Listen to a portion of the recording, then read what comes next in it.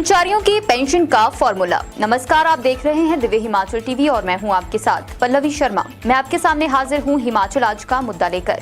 हिमाचल के कर्मचारियों की पुरानी पेंशन का फॉर्मूला तय हो गया है। जिस फॉर्मूले के लिए सरकार ने कमेटी बना रखी है वह फॉर्मूला सामने आ गया है। इस बीच सरकार कर्मचारियों को उनका 2016 से बना एरियर भी अब देने जा रही है और इसके लिए लोन लेने का पूरा मसौदा तैयार कर लिया गया है। कैसे और कितना एरियर देगी सरकार, हम पहाड़ी मेसी पर चर्चा कर रहे हैं अनिल अग्निहोत्री और राजेश शर्मा।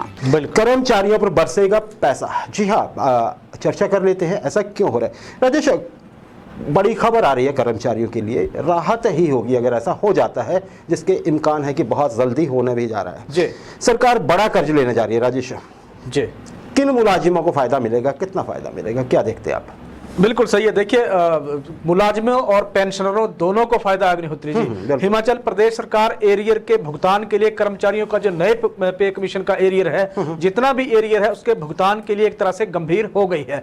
अब सरकार कर्ज लेने जा रही है। 2500 करोड़ का ये कर्ज का अमाउंट होगा जो जिसके लिए सरकार जल्द अप्लाई करने जा रही है और वित्त विभाग इसके लिए पूरी तैयारियों में जुट गया है। लोन इसीलिए लिया जा रहा है क्योंकि चुनावी साल में जिस तरह का दबाव सरकार के ऊपर है और वादा जिस तरह से सरकार ने कर्मचारियों से कर रखा है उनकी जो एरियर के भुगतान का, उसी को पूरा करने के लिए सरकार अब ये एरियर लेने जा रही है। दो तरह की चीजें कर्मचारियों के लिए है अग्निहोत्री जी। पहली चीज तो ये कि 15 सितंबर से पहले पहले कर्मचारियों को एरियर की पहली किस्त मिल जाएगी, एक किस्त तो वो। और दूसरा जो इसमें कर्मचारियों के लिए खबर है वो ये है कि एरियर की अगली किस्तों के लिए 15 सितंबर से लेके 20 सितंबर के बीच में सरकार बहुत अहम फैसला लेने जा रही है कि कब एरियर का भुगतान करना है और कितनी किस्तों में बाकी बचा एरियर कर्मचारियों को दिया जाएगा। तो दो चीजें हैं। 2500 करोड़ के एरियर के लिए आवेदन हो रहा है, पैसा आते ही फिर अगली प्रक्रिया कर्मचारियों के लिए शुरू हो जाएगी। जी राजेश, आप दो बातें बताई आपने और दो फायदे हैं। एक तो देखिए ये है कि आपको जल्दी जल्दी पैसे मिल जाएंगे और दूसरी बात इससे ये होगी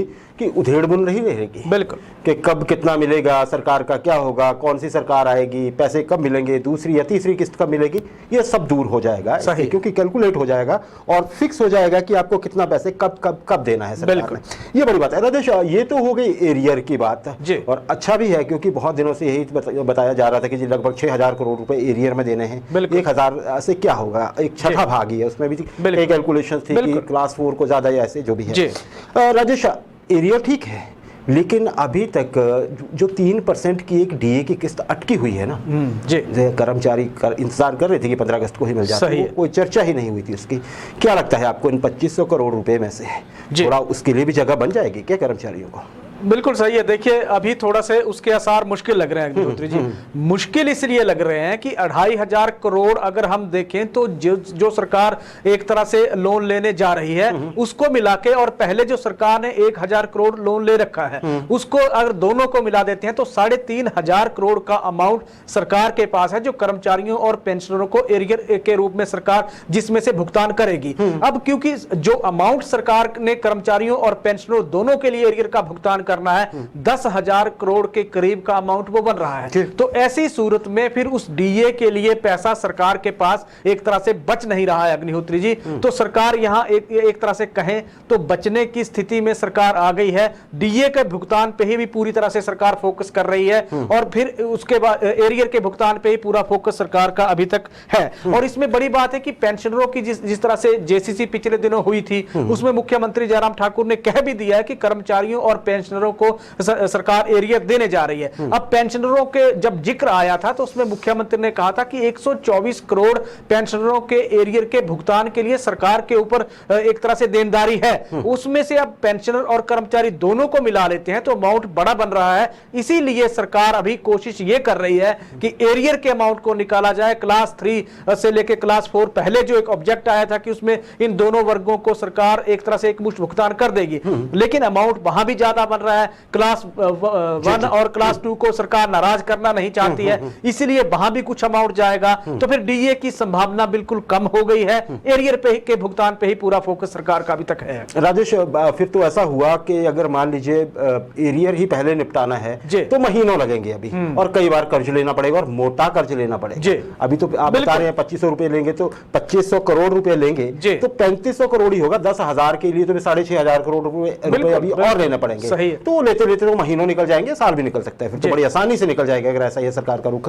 तो क्या कर्मचारी, क्या अब राजेश, ये अब कर्मचारियों के मन की बात है और कर्मचारियों के ऊपर है। देखिए एरियर तो आपको देर सवेर मिलना ही है, सही है, पर डीए लेट होता जा रहा है। बिल्कुल। अगर डीए लेट हो रहा है तो उसका तो ऐसा नहीं है राजेश कि उसका एरियर मिलेगा ही मिलेगा डीए का भी, वो तो जब से अनाउंस होगा शायद तभी से मिलेगा।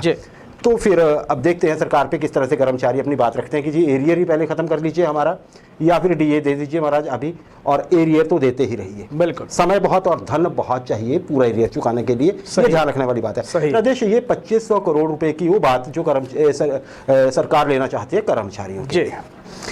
अब जरा ओपीएस पे भी ध्यान ले लेते हैं जी।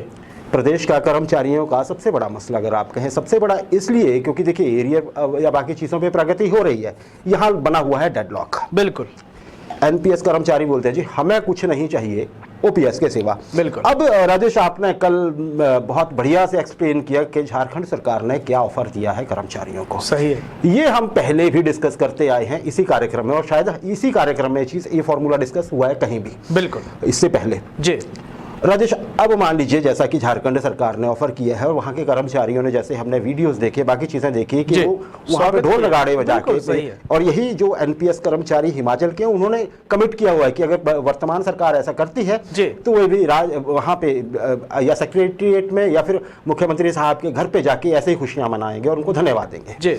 अब राजेश, एक्सपर्ट से ये आपकी बात हो रही थी और कुछ कर्मचारी वर्ग से भी, अगर ऐसा ही सेम फॉर्मूला हिमाचल सरकार, देखिए इस समय उधेड़ बुन में क्या करना है। बिल्कुल, मान लीजिए सेंटर से कहा जाता है उनको कि ठीक है बढ़िया आगे है, और सरकार ये फैसला ले लेती है और ये ऑफर कर देती है अभी, ये मान लीजिए अगले महीने या उससे अगले चुनावों से पहले, मैं वर्तमान सरकार की बात कर रहा हूँ। बिल्कुल, सेम फॉर्मूला अगर सरकार आगे कर देती है तो एनपीएस कर्मचारी हिमाचल के किस ओर बढ़ेंगे, क्या वो इसे स्वीकार कर पाएंगे? बिल्कुल सही है। देखिए आज की डेट में सवाल ये है, क्योंकि झारखंड ने एक तरह से, झारखंड के पास वो चाबी एनपीएस ओपीएस की बहाली की पहुंच गई, अग्निहोत्र पहुंच गया है, बिल्कुल, जिससे आप कह लीजिए कि वो ताला खुल जाएगा, जो ताला कर्मचारियों की पुरानी पेंशन पे केंद्र सरकार या राज्य सरकारों ने 2003 से लगा के रखा है। 2003 से शुरुआत कर लेते हैं। हिमाचल प्रदेश में जब से ये एनपीएस लागू हुई है, दलील दी गई थी, हमने पहले भी चर्चा की कि केंद्र, क्योंकि जब चिट्ठी आई थी उसके बाद चीजें सार्वजनिक हुई कि सिर्फ 20% का धन ही वापस हो पाएगा। अब सबसे बड़ी जो दिक्कत थी वो उसी पैसे को लेकर थी अग्निहोत्री जी, कि जब वो पैसा राज्यों को नहीं मिलेगा तो फिर पुरानी पेंशन बहाल कैसे हो पाएगी। यह सभी के हाथ एक तरह से खड़े थे। झारखंड ने फार्मूला इजाद किया है। फार्मूले के तहत हमने कल भी चर्चा की कि फार्मूले में यह बताया गया है कि कर्मचारी और सरकार किस तरह से समन्वय बनाकर वहां पुरानी पेंशन की बहाली करने की स्थिति में पहुंच गई। दो चीजें हैं जहां हिमाचल प्रदेश के कर्मचारियों के लिए, क्योंकि कर्मचारी कह रहे हैं कि सरकार कोई बीच का रास्ता ना निकाले, सीधी पुरानी पेंशन की बहाली की घोषणा कर दे। एक चीज तो यह कि या तो केंद्र के साथ चलिए, केंद्र को जो आदेश करेगा उनको मानिए, या दूसरी चीज जो विकल्प इस तरह का झारखंड का आया है उसको मानिए। अब दो विकल्प हैं एनपीएस के कर्मचारियों के पास, या तो झारखंड ने जो फार्मूला दिया है सरकार के पास, क्योंकि एनपीएस के कर्मचारियों ने भी हिमाचल प्रदेश सरकार को एक फार्मूला सौंपा है। उस फार्मूले पे सरकार अभी तक देखें तो हरकत में सरकार नहीं आई है, केंद्र सरकार से सरकार ने बात नहीं की है, तो आप मान के चलिए कि वो फार्मूला कम से कम नहीं माना जाएगा। दूसरा फार्मूला झारखंड का आया है, जहां झारखंड ने एक तरह से ऐलान कर दिया है कि जिस तरह से भी है केंद्र से अगर पैसा नहीं देता है तो फिर कर्मचारियों को अपना हिस्सा छोड़ना पड़ेगा और वो आंदोलन नहीं कर सकते हैं। तो हिमाचल प्रदेश के कर्मचारियों के लिए भी अगर इस तरह का फार्मूला आता है तो मुझे लग रहा है कि इसमें 1,33,000 कर्मचारियों को कोई दिक्कत नहीं आनी चाहिए अग्निहोत्री जी, तभी ओपीएस जैसी ये जटिल समस्या हल हो सकती है। हाँ राजेश, बिल्कुल सही बात है, क्योंकि देखिए कर्मचारी हर घटनाक्रम पे नजर बनाए हुए हैं। कल से उनका उत्साह भी देखते ही बनता है जब से झारखंड में ये हुआ है। बिल्कुल, तो जाहिर है अगर सरकार की ओर से कोई ऑफर आएगा तो वो मन बना के पहले से ही रखेंगे जी कि हमारी ये से है इसमें। सही है, बात वही है जैसे झारखंड ने कहा है कि जितना भी पैसा अभी तक एनपीएससी में जो भी एजेंसी है सेंटर की, बिल्कुल वो जमा हो रखा है, उसमें सरकार का जितना भी पोर्शन हर कर्मचारी के लिए अभी तक दिया गया है, बिल्कुल प्लस उस पे जो ब्याज बनता होगा सरकार के हिस्से का जी, वो कर्मचारी को खुद लौटाना होगा, तब ओपीएस के हकदार बनेंगे। सही है। अब ये थोड़ा सा पेच भरा है राजेश, क्योंकि इसमें काफी सारी रकम भी बनेगी बहुत से कर्मचारियों की, बिल्कुल, लेकिन ये जरूर है कि ओपीएस कहा जाता है कि भविष्य सुरक्षित चाहिए, तो वो तो हो सकता है। अब यहाँ पे अगर मान लीजिए हिमाचल सरकार है जी, अगर कुछ भी नहीं सुधरता, इस डेडलॉक को तोड़ना चाहती है पॉजिटिवली, और ये रिकमेंडेशन हाई पावर्स कमेटी की तरफ से भी होती है, और थोड़ा बहुत केंद्र से भी कम ये कहा जाए कि आप देख लीजिए, आगे बढ़िए, आप देख लीजिए, ये इतना भी कह दिया जाए कि चलिए हमें ऐतराज नहीं, आप देख लीजिए अगर कर पाते हैं। बिल्कुल। तो एनपीएससी के जो नेता हैं या कर्मचारी हैं वो क्या फैसला लेंगे, ये भी एक प्रश्न हो सकता है आने वाले समय में। सही है राजेश, एक और चीज अगर हम इसी मुद्दे पे रहें ओपीएस को लेके, तो एनपीएससी जो है इसके नेताओं का को एक रंज है आजकल, थोड़ी वो नाखुशी जाहिर कर रहे हैं जी,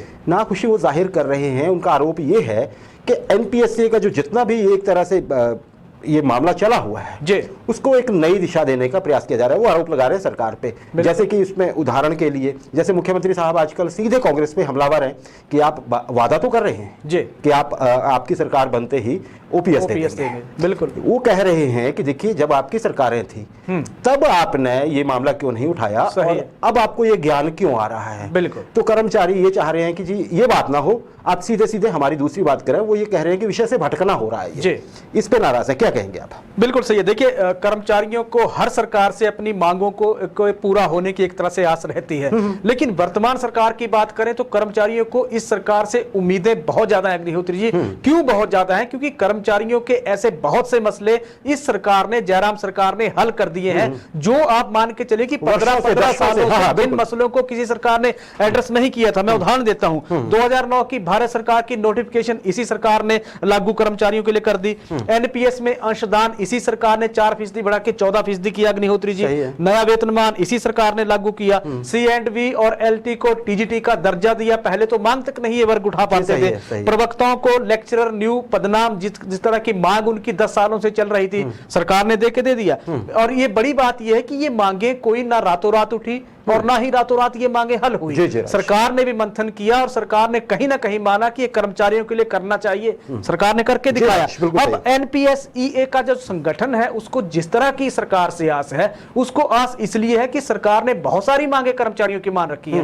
2015 से जब से ये संगठन 2 अक्टूबर से बना था और पुरानी पेंशन की बहाली के लिए आवाज जब से इन्होंने बुलंद की है, तो जिस तरह से अब इनको आस है, जिस तरह से इनको ये लग रहा है कि मुख्यमंत्री जयराम ठाकुर ने तमाम कर्मचारियों की दिक्कतें हल कर दी, तो ओपीएस की मांग भी वो जरूर पूरा करेंगे। लेकिन बड़ी बात यह कि कांग्रेस, अब थोड़ा सा कांग्रेस का रुख भी कर लेते हैं, जिस तरह से मुख्यमंत्री कह रहे हैं। कांग्रेस उन्होंने तो ये कहा कि पहली ही गारंटी उन्होंने कांग्रेस ने अपने कर्मचारियों के लिए पुरानी पेंशन की बहाली की दी है।